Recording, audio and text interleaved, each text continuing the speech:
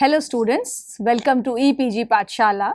I am Dr. Renu Tyagi from Department of Anthropology, University of Delhi. Today we will discuss about a module, Anthropological Approach to Study Religion, under the paper Socio-Cultural Anthropology.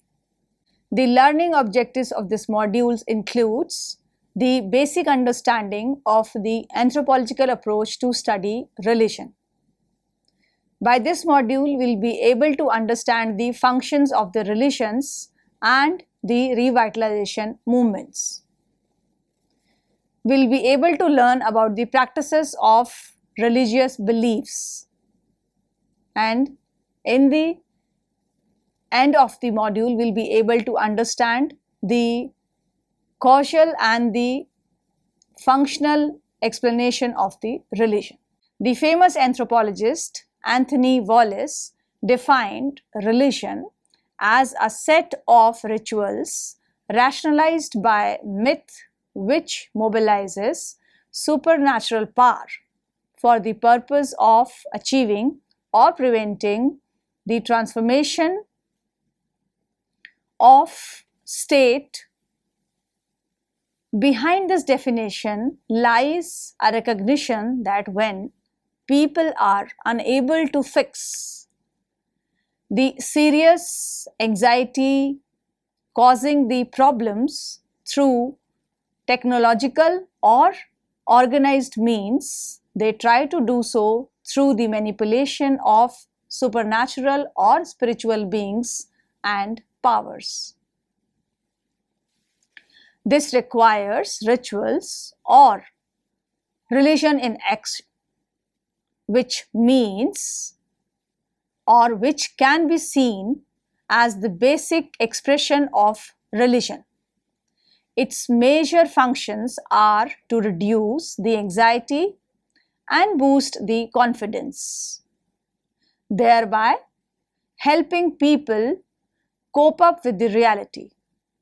It is this that gives religion a survival value. With these aspects in mind, we offer a somewhat simpler definition of the religion: an organized system of ideas about the spiritual sphere or the supernatural, along with the associated ceremonial practices by which the people try to interpret and or influence the aspects of the anxiety which may be beyond the control. Similar to the religion, spirituality is also concerned with the sacred or distinguished from material matters, but it is often individual rather than collective and does not require a collective and does not require a distinctive format or traditional organization. Both are indicative that many aspects of the human experiences are thought to be beyond the scientific explanations. Since no known culture, including that of the industrial societies, has achieved complete certainty in controlling the existing or future conditions and circumstances, the spirituality and or the religion play a role in all human culture. However, a considerable variability exists here. At one end of the spectrum, we found that food foraging people where the technological ability to manipulate their environment is limited and who tends to be themselves as a part of rather than the masters of the nature. This may be referred as a world view of the nature or naturalistic world view. Among food foraging religion is likely to be inseparable from rest of the daily life. It also mirrors and confirms the egalitarian nature of the social relations in their societies, in that individuals do not plead with the high-ranking deities for the help the way the member of stratified societies does. At the other end of the spectrum is the Western civilization with its ideological commitment to overcome the problems through technological and organized skills.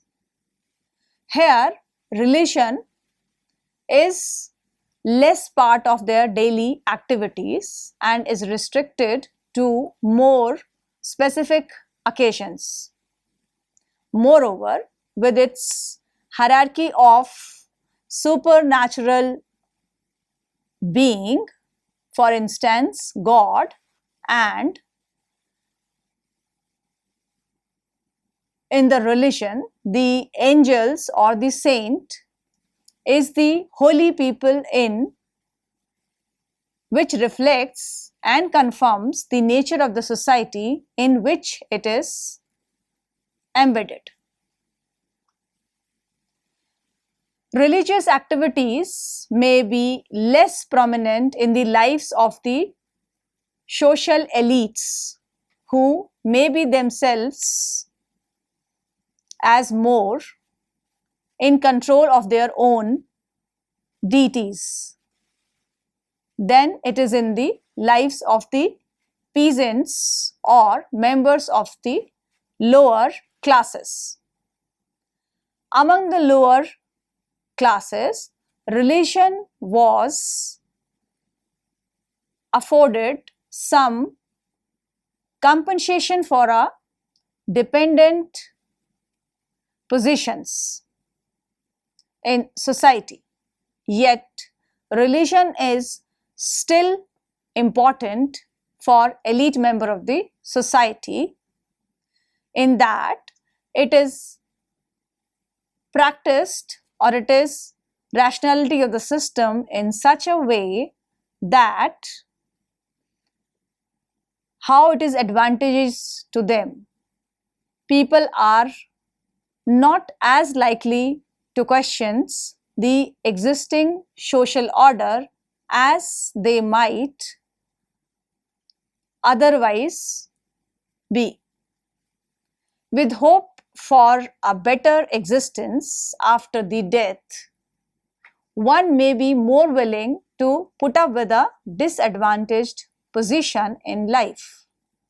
Therefore, religious belief serve to influence and perpetuate the ideas about the relationship, if not actual relations between different classes of people. The practice of religion, much of the religion value comes from the activities called for by its prescription and rules.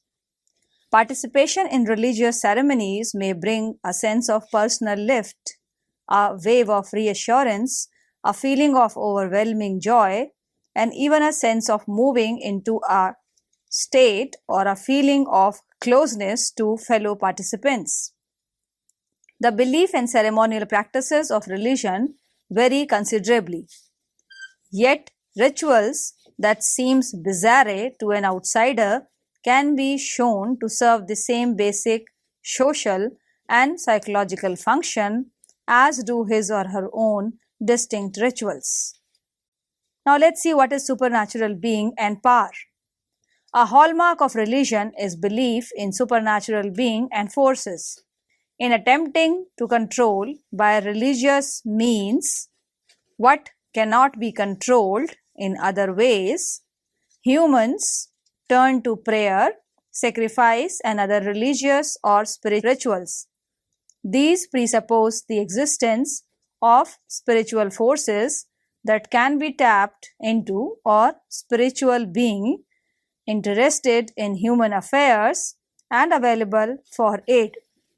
Beginning with spiritual being, we may divide them into three categories: major deities, that is god and goddesses, ancestral spirits, and other sorts of spirit. Although the variety of deities and spirits recognized by the world's culture is tremendous, it is possible to make certain generalization about them. Let's see what are religious specialists. All human societies, including individuals who guide and supplement the religious practices of others, are called as the religious specialist. Such individuals are seen to be highly skilled at contacting and influencing supernatural being and manipulating supernatural forces. Often their qualification for this is that they have undergone special training. In addition, they may display certain distinctive personality traits which makes them particularly well suited to perform these tasks.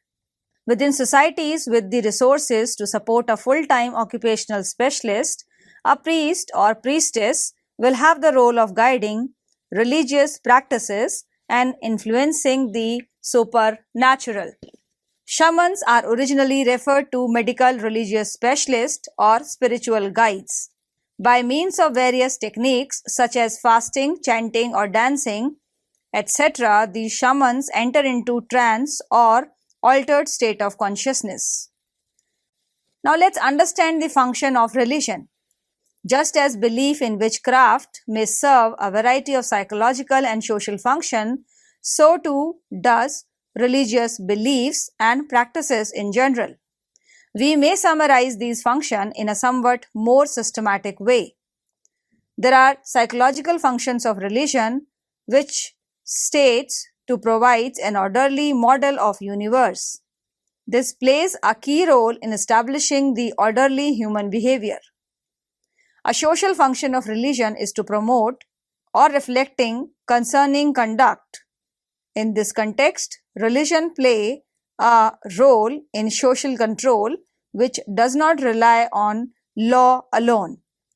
This is done through notions of right and wrong, good and evil. Another social function of the religion is to role in the maintenance of the social solidarity. Now let's see the explanation of religion in social anthropology.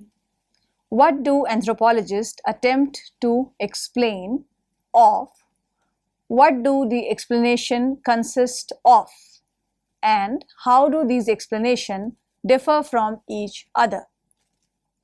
Once we penetrate beneath our jargons, it appears that always the phenomena to be explained are: number one, the existence of some social or cultural variables, and number two, the variability which it exhibits in a cross-cultural distribution. These statements, of course, are rarely one because the variables exist in the range of values which it can assume.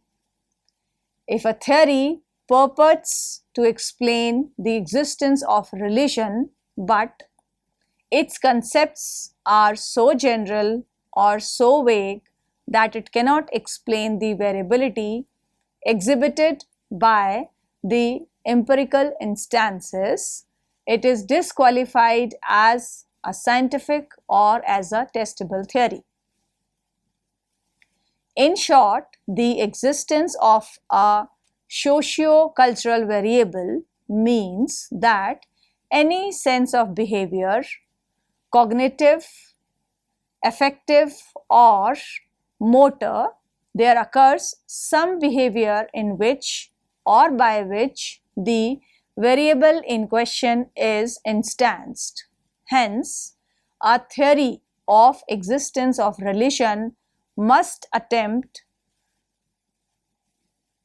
to be capable of explaining the religious behavior. In general, theories of the existence in the sense of persistence of socio-cultural variables are in four explanatory modes, that is historical in the documentary and not the speculative sense, structural, causal and functional. The practice of religious beliefs plays a major role.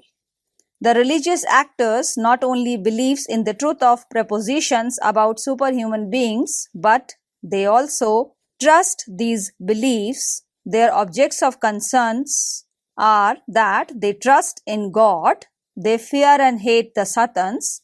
Similarly, they not only believe in the efficacy of rituals, but they perform the rituals.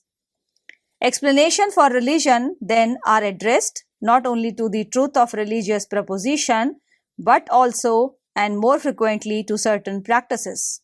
In order to explain the practice of religion, we must be able to explain the practice of any socio-cultural variable. All human behavior is purposive, that is, it is instigated by the intention of satisfying some needs. If a given response is in fact instrumental for the satisfaction of the need, this reinforcement of the response ensures its persistence. It becomes an instance of a behavior pattern.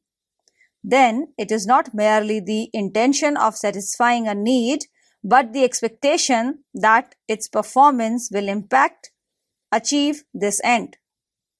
Institutional behavior, including religious behavior, consists in practice of repeated instances of culturally constituted behavior patterns or the customs.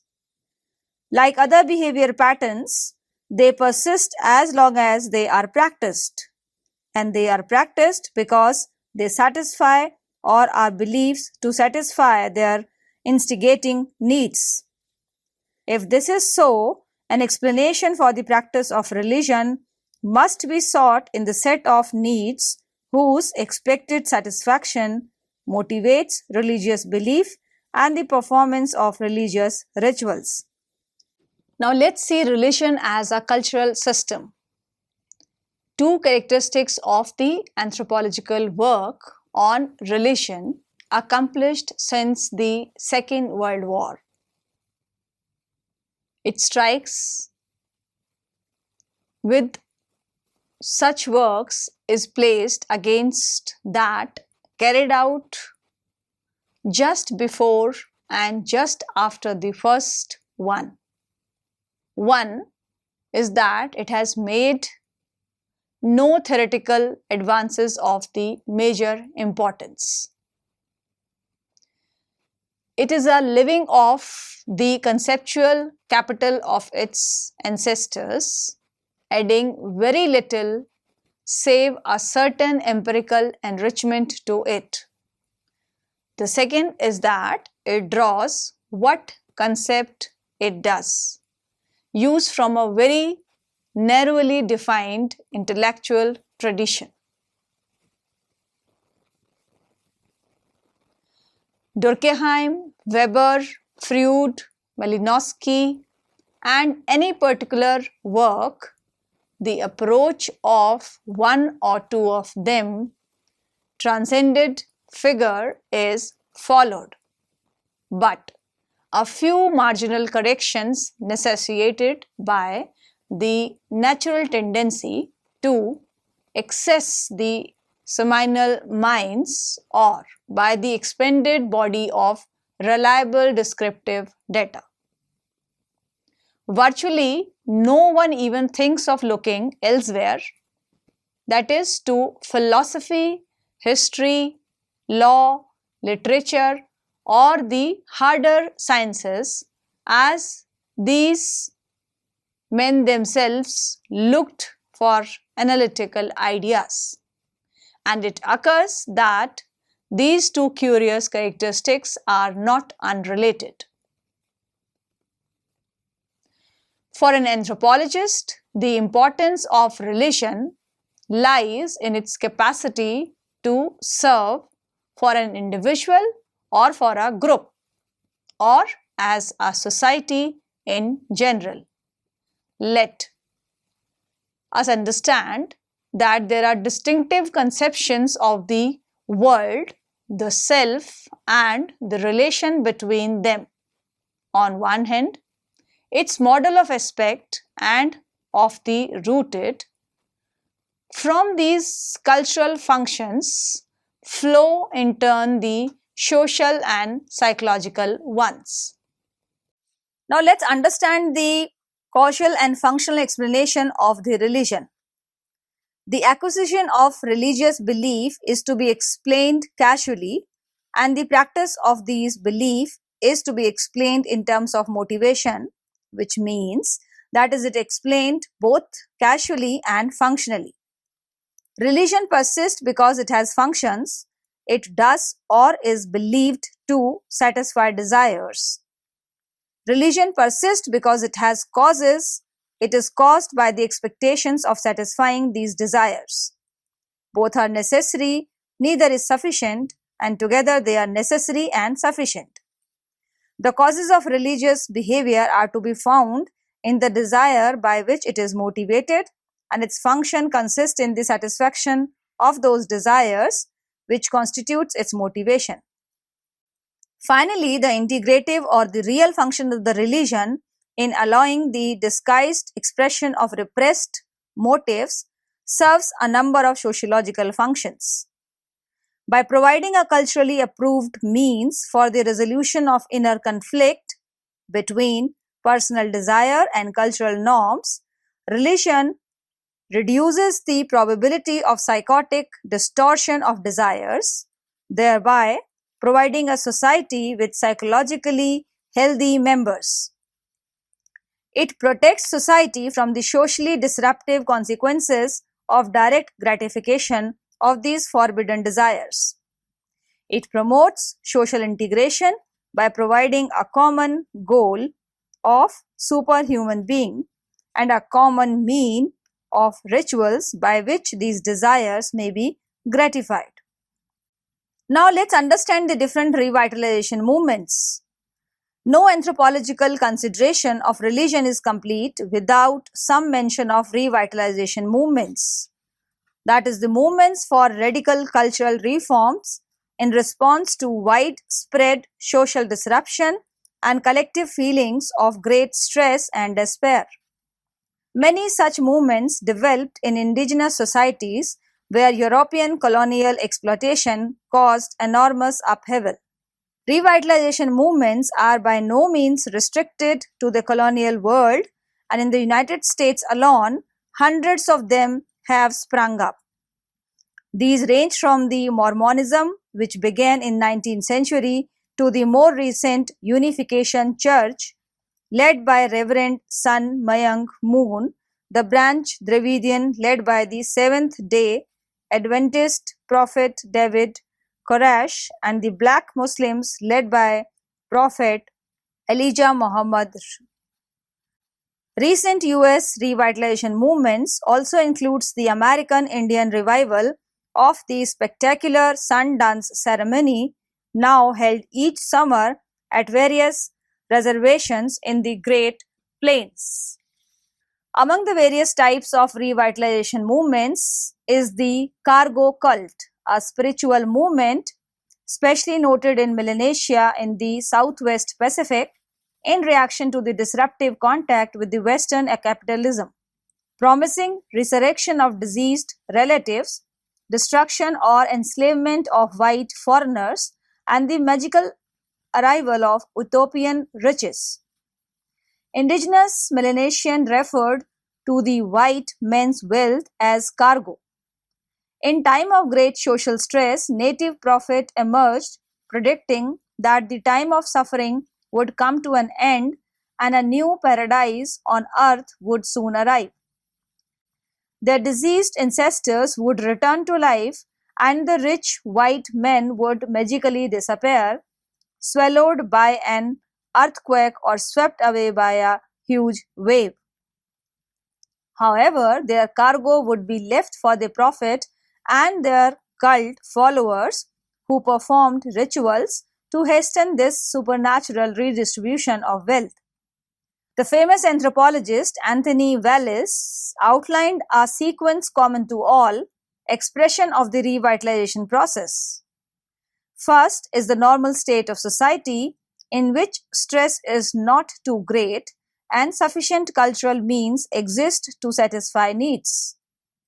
Under certain conditions such as domination by a more powerful group or severe economic depression, stress and frustration are steadily amplified. This ushers in the second phase or period of increased individual stress. If there are no significant adaptive changes, a period of cultural distortion follows in which stress becomes so chronic that socially approved methods of releasing tension begins to break down. This steady deterioration of the culture may be checked by a period of revitalization during which a dynamic cult or religious movements grip a sizable proportion of the population. So students, let's now summarize what we have learned so far from this module. From an anthropological point of view, spirituality and religions are part of cultural system. It was earlier defined as the collective body of rituals, beliefs, ideas, and values to which a group of people makes sense of the world and their place in it. In their